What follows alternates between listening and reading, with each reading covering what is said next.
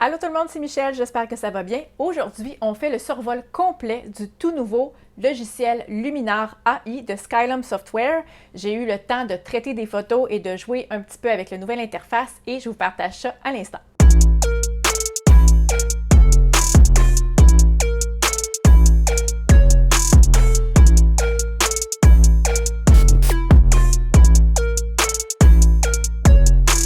Pour ceux et celles qui ne connaissent pas Luminar, c'est un logiciel de traitement de l'image qui peut être utilisé seul ou qui peut être utilisé ce qu'on appelle en plugin, donc qu'on insère à l'intérieur d'autres logiciels, par exemple Lightroom ou Photoshop. Donc que vous soyez des photographes professionnels ou amateurs qui avez déjà votre façon de travailler dans Lightroom ou dans Photoshop, vous pouvez simplement intégrer le logiciel pour vous aider à traiter vos images. Et puis, si vous commencez, que vous n'avez aucun logiciel, bien, vous pouvez tout avoir à l'intérieur de Luminar parce que dans Luminar AI, vous avez une section catalogue où vous pouvez importer toutes vos images et les trier. Donc, vous pouvez créer des dossiers avec des dates, avec des noms pour retrouver vraiment toutes vos images. Et il y a la section ensuite de traitement que vous pouvez utiliser dans la version standalone, donc que dans le logiciel, mais aussi dans le plugin. Donc, c'est vraiment intéressant. Vous n'avez pas à changer tout ce que vous êtes déjà habitué de faire si vous voulez commencer à travailler avec Luminar AI. Ce qui est le fun avec le logiciel, c'est qu'il intègre vraiment beaucoup d'intelligence artificielle. C'est pour ça qu'ils appellent ça Luminar AI. Et c'est ce qu'on va voir aujourd'hui. C'est vraiment le fun. Première chose que vous allez remarquer, il y a la petite section Template ici. Donc, quand vous importez une photo, la section Template va s'ouvrir. Et le logiciel, là, je regarde mes petites notes en même temps parce que j'ai des trucs à vous partager. Première chose, ce que vous voyez là actuellement, c'est la version bêta. Donc, il travaille sur le logiciel, il travaille toujours sur le logiciel pour améliorer la stabilité puis optimiser la performance. Donc, ce que vous allez voir, l'expérience, ce ne sera pas tout à fait identique de ce que vous allez avoir dans la version officielle parce qu'il travaille encore un petit peu dessus. Les templates ont été créés pour vous offrir des solutions, pour nous offrir des solutions. Donc, quand vous ouvrez votre photo, il va reconnaître la scène, puis tout de suite, il va vous suggérer des types de traitements à appliquer. Alors, ce qu'il me suggère pour cette photo-là, c'est un look blockbuster.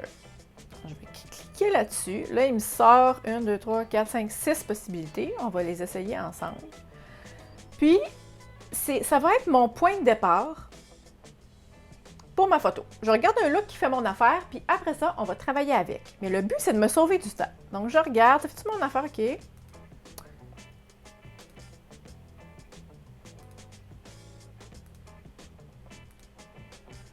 Vous voyez, il m'a suggéré des trucs.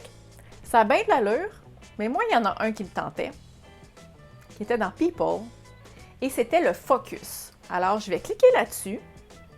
Il y a un petit traitement automatique qui va s'appliquer. Vous voyez comment l'image, moi j'aime ça, comme mes photos de sport, il y a de la structure, il y a beaucoup de détails. Puis c'est ce que je vais beaucoup rechercher avec le template Focus.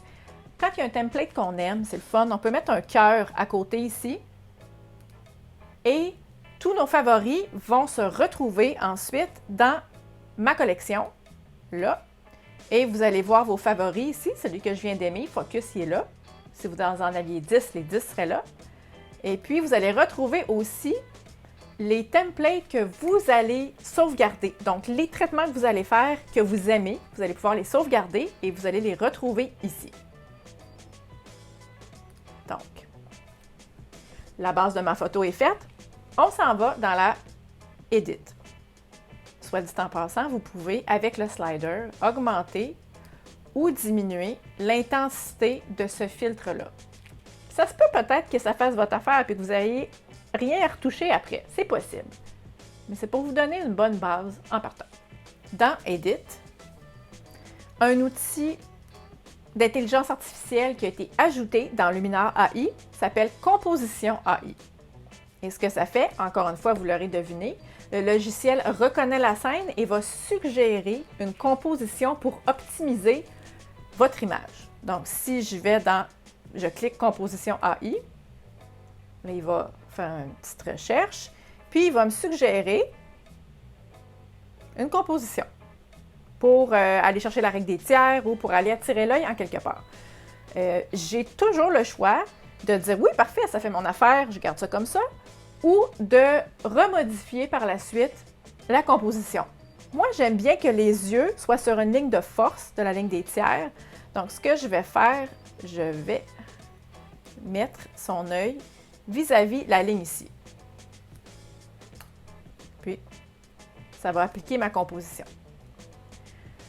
Ce qu'on peut faire aussi qui est intéressant, c'est l'outil Perspective qui va faire une mise à niveau automatique des lignes horizontales et verticales. Je suis curieuse de voir qu'est-ce que ça va faire pour cette image-là parce que j'ai pas tant de lignes. Si par exemple je fais ça, OK, intéressant. Vous avez toujours les options traditionnelles si vous voulez flipper votre image, faire une rotation, faire un miroir horizontal ou vertical. Donc, ça fait mon affaire, on pèse sur Enter, on passe au prochain.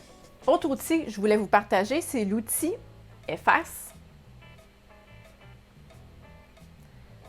Si par exemple, vous voyez ici une espèce de petit, je ne sais pas c'est quoi là, un petit cossin qui dépasse en arrière-plan qui vous tanne, vous pouvez sélectionner ce que vous voulez effacer et ensuite cliquer sur Effacer. Je suis dans la version bêta. Ça reste encore à peaufiner, on va voir qu'est-ce que ça dit. Mais c'est le fun parce que si vous voulez, vous pouvez faire vos traitements, vos corrections vraiment toutes dans Luminar. Vous voyez, c'est quand même de l'allure. Il y a un petit ici, mais c'est vraiment subtil. Donc, ça a vraiment de l'allure. Ce que vous voyez qui est surligné ou qui est en surbrillance, c'est les réglages qui ont été utilisés dans le template que j'ai choisi. Alors, c'est facile de retourner après ça dans les réglages pour dire, OK, le réglage qui a été fait, ça fait mon affaire, mais il y a certains trucs que moi-même, je veux arranger manuellement. Donc, par exemple, AI Amélioration, AI et Enhance, que j'aime vraiment beaucoup. Ici, mon sujet est en contre-jour. Je vais augmenter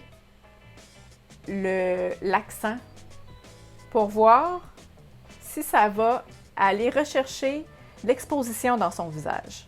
Oui. Donc, moi, je vais augmenter le accent AI pour aller chercher l'exposition dans le visage de l'athlète. Puis, si on veut voir l'effet que chaque filtre fait dans la photo, on peut juste cliquer ici sur On and Off. Puis, si on veut voir ce que l'ensemble du traitement jusqu'à date, le résultat, vous pouvez cliquer sur le petit œil ici, avant, après. Donc, c'est très intéressant. Un outil d'intelligence artificielle que j'utilise toujours dans mes photos de sport parce que, comme je parlais, j'aime vraiment avoir le style très défini, très structuré. Alors, j'aime beaucoup jouer avec le AI Structure aussi. Je vais jouer un petit peu avec la vignette parce que souvent, j'ajoute une vignette. Puis là, je vais vous donner un truc. Mettez la vignette au maximum. Vous ne le laisserez pas comme ça, mais ça va vous permettre de voir où la vignette s'applique exactement. Là, je le vois où elle s'applique ma vignette. Ensuite, je peux choisir mon sujet ou diminuer la grosseur de la vignette. Là, je vois très bien où elle s'est appliquée. Et un truc que je vous donne, le Inner Light, il est vraiment le fun. Regardez, je vais vous le mettre dans le piton que vous voyez. Ça va aller chercher l'exposition au centre de la photo. Donc, moi, j'aime bien l'utiliser entre 10 et 15 pour aller chercher l'exposition au centre. Et puis là, je vais aller retourner diminuer un petit peu ma vignette parce que c'est un petit peu intense. Comme ça. Peut-être encore un petit peu plus de Inner Light. Avant. Après. Très intéressant. Si on va dans les outils créatifs, dans le cas actuel, un autre truc que j'aime bien faire pour la photo de sport, l'outil dramatique. Ça augmente le contraste et ça désature les couleurs. J'aime toujours en ajouter un petit peu. C'est pas propre à Luminar AI, ça fait un petit bout de temps qu'il est inclus dans Luminar, toutes les versions Luminar 3, Luminar 4, Et là, on s'en va dans les outils portrait. C'est vraiment le fun. Vous avez un outil Face Light. C'est comme si vous ameniez votre propre réflecteur avec vous. Mais évidemment que dans le gym, moi, j'ai pas amené de réflecteur. J'ai pas amené de flash. Et ça me permet d'aller rechercher l'exposition. Ça va reconnaître le visage. Regardez comment c'est efficace. Ça reconnaît automatiquement où est le visage. Et s'il y a plusieurs visages dans votre photo, ça va s'appliquer sur tous les visages dans votre photo. Avant, après. Vous voyez même David en arrière qui est flou puis il est tout petit. Regardez. C'est vraiment super pratique. Outil pour les yeux. On l'avait déjà dans l'ancienne version dans Luminar 4, mais ils ont ajouté l'outil visibilité de l'iris et Iris Flare qui marche vraiment super bien. Eye Enhancer que j'adore. On va y aller avec toute la patente. Et voilà, voilà. Je vais vous montrer le avant-après. Donc, vous allez voir le avant et après. C'est vraiment très fort. Vous avez l'outil d'intelligence artificielle pour la peau. Quand vous avez des portraits un peu plus rapprochés, dans le cas ici, je n'ai clairement pas besoin de l'utiliser, qui marche très bien, autant pour des modèles féminins que masculins. Ça fait très bien. Puis le Shine Removal, qui enlève les hotspots qu'on appelle. Donc, si vous avez un reflet de flash ou quelque chose dans le visage, ça va minimiser. Et outil super le fun qui a été ajouté, qui est Body AI. On va regarder, je suis vraiment curieuse de voir qu'est-ce que ça va faire. On va le mettre à l'extrême d'un côté pour voir. Si on va complètement à droite, il va amincir, amincir le sujet. Avant, après. Je suis pas certaine qu'Alex aimerait ça se voir aussi petit que ça, mais vous voyez ce que ça fait. Puis ça fait super, vraiment naturel. Puis si pour le fun, on peut le mettre aussi de l'autre côté. Alors, on va le mettre à -100 pour voir ce que ça fait. Et bien, vous l'aurez deviné, au lieu d'amincir, ça va ajouter des courbes. Donc, peut-être qu'Alex, s'il veut avoir l'air un petit peu plus baraqué, on pourrait lui rajouter un petit peu de courbe. Hein? Il a l'air pas mal plus coffré. Bon, c'est peut-être un peu exagéré parce que là, j'ai été vraiment à -100. Mais on pourrait peut-être lui rajouter un petit peu de coffre pour le fun, pour le plaisir de la chose, maintenant qu'on peut. On va regarder ça, voir. Donc, imaginez, là, c'est un exemple avec un athlète, puis on ne voit même pas le corps au complet, là. Mais imaginez ce que vous pouvez faire avec vos modèles hommes, vos modèles femmes, si vous voulez soit rajouter ou diminuer un petit peu de courbe. C'est des choses avant qu'on pouvait faire dans Photoshop, mais il fallait aller masquer, il fallait faire soit l'outil Liquify, des trucs comme ça. Ça, avec un slider, vous pouvez décider de l'intensité de l'effet. C'est vraiment le fun. Un autre petit truc, un moyen super rapide pour styliser vos photos puis la coloriser. Je pense que je suis passée par-dessus tantôt. Ici, l'outil Mode, c'est les LUT. Donc, c'est des presets d'agencement de couleurs pour rehausser vos images. Alors, vous pouvez, sans cliquer dessus, vous pouvez seulement descendre et surligner le style qui vous intéresse, puis vous allez voir immédiatement l'effet que ça fait dans vos images. Un de mes préférés, c'est le Candlelight, qui va rajouter un peu de contraste et qui va rajouter de la chaleur aussi. Vous voyez, là, il y en a vraiment plein. Puis, vous pouvez même en loader ou en acheter. Donc, mettez ça dans un petit tiroir. Ça se peut que peut-être que bientôt, dans le futur, je crée des lots pour Luminar AI. Peut-être, ça se peut. Alors, vous saurez que vous avez la possibilité d'en downloader des nouveaux si ça vous tente. Je vais y aller avec Candlelight et puis encore une fois, comme n'importe quel outil, on peut augmenter ou diminuer l'intensité. Moi, j'aime ça en mettre juste un petit peu. Ça rajoute un petit style. Et vous voyez la photo originale et la photo finale. Originale, finale. Donc, c'est vraiment le fun. Et ensuite, tout ce qui reste à faire, c'est de cliquer sur « Exporter ». Et vous pouvez décider si vous sauvegardez sur un disque dur externe, sur votre ordinateur. Vous pouvez envoyer votre photo par email, par message. Si vous avez un compte SmugMug ou 500px, c'est directement relié. C'est vraiment fun. Et il y a un outil d'intelligence artificielle qui me reste à vous partager et qui est très utile pour ceux qui font de la photographie de paysage. Et là, j'ai cherché un petit peu parce que si vous me connaissez, vous savez que moi, je ne fais pas beaucoup de paysages. C'est pas tant ma tasse de thé, mais je voulais vous le montrer quand même. Donc, j'ai cherché un petit peu ce que je pouvais avoir. J'ai ça ici, une photo que j'avais prise avec Michael Lee l'été dernier. Et si je vais dans Edit, il y a le nouvel outil qui s'appelle Atmosphère AI et, comme vous pouvez vous en douter un petit peu ce que le nom dit, va rajouter de l'atmosphère à vos photos. C'est super intéressant. Pour que vous voyez bien ce que ça fait, je vais le mettre dans le Python.